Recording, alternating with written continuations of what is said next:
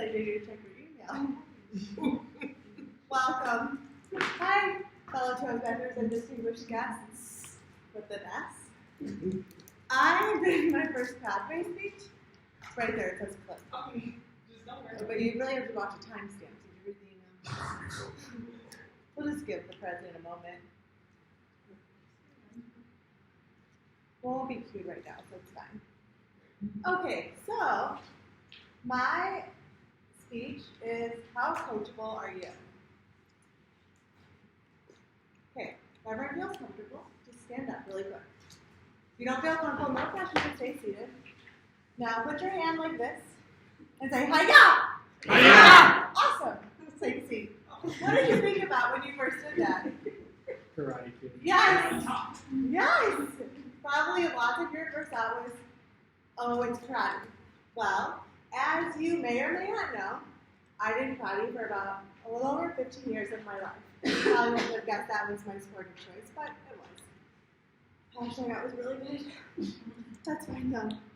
Well, I want to talk to you tonight about what it looks like to be coachable and how your coachability really affects the success or failures of your life. Now, being a young child, as many of you remember from my first speech, I am the middle. So I have an older brother and a little sister, and my brother's 2 years older than me. Well, you get to start karate when you're 5, and Bradley started when he was 5 and I was 3. So when I turned 5, I said, Mom, I get to start karate now. She said, no, you can do ballet. And I was like, okay, I'll do ballet. So I just asked her every month until I turned 6 if I could do karate, and at that point, I got to do karate. She signed me up. When I was 6 years old, I was a little bit behind everybody because everyone else got to sign up when they were 5. So I really, was determined to succeed. So, next, I want to talk to you about what being coachable looks like in success. And that's it. I missed one of these. That's okay. Okay, so let's begin here. How do you make the decision to be coachable? At what point are you like, okay, I want to be coachable, or for what people say in corporate is like mentor? I was never in corporate until I prefer the word coach.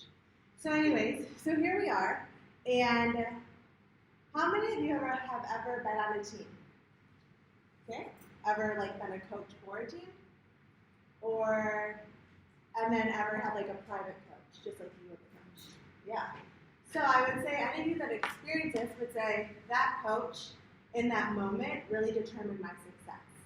So, as I told you, I grew up when I was really little, 6 years old, and you all start out pretty much at the same belt. Not pretty much. Everyone starts out as a white belt. And you get to test twice a year. So as I told you earlier, I was a little bit behind everybody because I got to be 6 and everyone else got to do 5.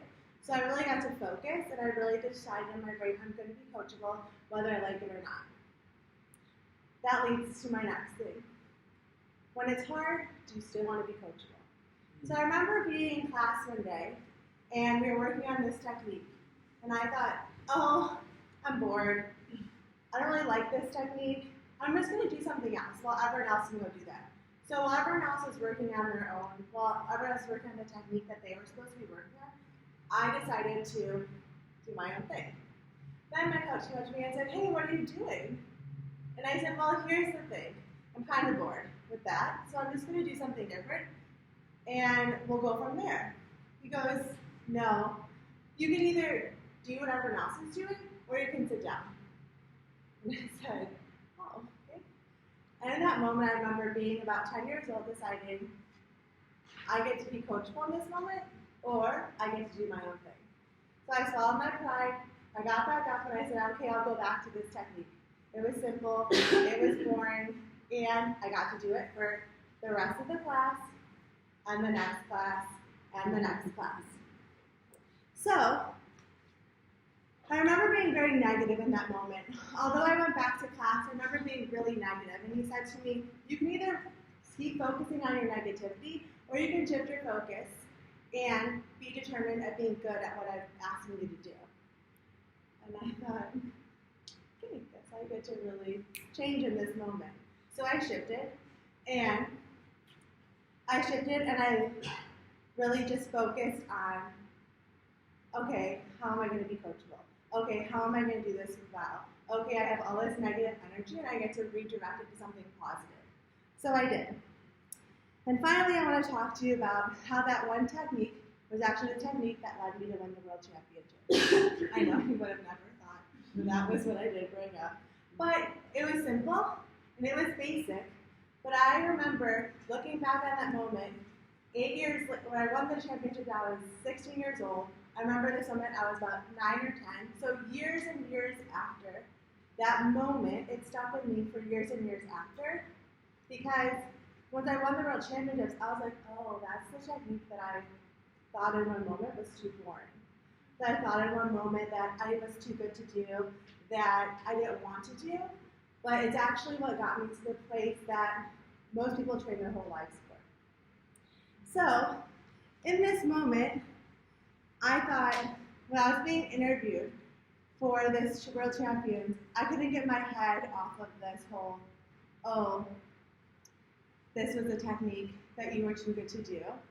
And I just kept thinking, oh, I get to be coachable. Oh, I get to be coachable. What will this look like in 10 years, in 20 years, in 30 years if I continue to be coachable? So we're going to turn our attention towards the screen. Turn your attention towards the screen if you wish.